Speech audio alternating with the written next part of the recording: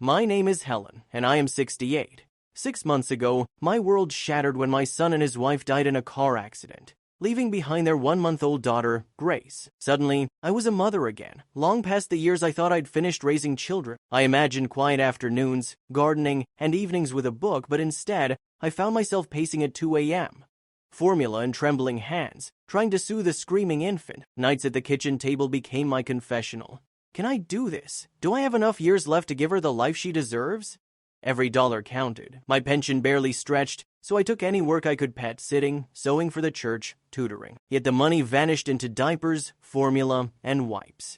Some nights, I skipped meals to make sure Grace had everything she needed. Still, when she reached for my hand or giggled at bubbles on her belly, I remembered she had no one else. She needed me. Grace was curious, lively, and full of joy. Even if raising her left me exhausted, broke, and constantly second-guessing every choice. It was the last week of the month when I went to the supermarket with Grace, my purse holding exactly $50. I whispered to her, diapers, formula, fruit, then home. Every item was weighed in my mind. Coffee and salmon were luxuries I couldn't afford. At checkout, the total was $74.32. Panic seized me as I dug through coins, Grace crying louder with every passing second. The line behind me grew impatient. Honestly, if you can't afford babies, why bother? A voice snapped. I felt trapped, helpless, and ashamed. Please, I whispered to the cashier. Just the essentials, formula, and diapers. Items were removed one by one, the scanner's beeps echoing like judgment. Grace's cries filled the store. Then, suddenly, silence. Grace stopped crying, pointing behind me. A man stood there, calm and kind-eyed. Please ring up everything she picked. I'll cover it, he said. I shook my head. No, sir, you don't have to. I insist. She'll need it. She'll need you, he replied. Grace reached toward him again. My chest tightened as relief washed over me. The cashier processed the items without protest, and the man carried the heavier bags outside. I'm Michael, he said, walking me toward the bus stop. I'm Helen, I replied, still holding Grace close. Michael smiled gently. She's precious. My daughter, Emily, is too. I know that look, hopeless, exhausted. I've been there too. He handed me a card.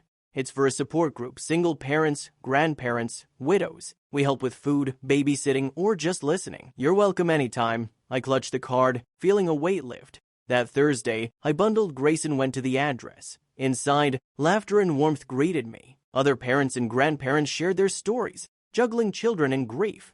No pity, only understanding. Toys scattered across mats, chairs forming a circle for tea and conversation. Week by week, I returned. Grace recognized the faces, gurgling happily, while I found comfort in sharing my struggles. Michael often checked in, offering practical help or just asking how Grace was. He fixed my leaky faucet, laughing when I apologized. Every superhero has to do plumbing sometimes, he said. Our friendship deepened naturally. Grace adored him, and watching him with Emily felt like seeing a family forming. Months later, Grace was 9 months old, laughter filling our house. The support group had become our second home, a circle of people who truly understood, showing me that family isn't only about blood. A few weeks later, Michael invited us to the park. The air smelled of cut grass and grilled hot dog. Emily walked ahead toward the playground, carrying a small paper bag. What's in there? I asked, shifting Grace on my hip. You'll see, he grinned, pulling out 2 cups of vanilla ice cream with tiny spoons. Grace's first taste of ice cream. I held the spoon to Grace's lips, her delighted squeal and waving fists filled me with joy. She likes it! Grandma, she likes it! Emily giggled, pointing at Grace. My heart swelled. I looked at Michael, eyes shining. You've been more than a friend to us, Helen, he said quietly. You've been family. In that moment, I realized Grace and I had found a new kind of family, not just help, but joy, understanding, and support. The laughter, the shared struggles, the simple acts of kindness reminded me that even after loss, life could bring unexpected love.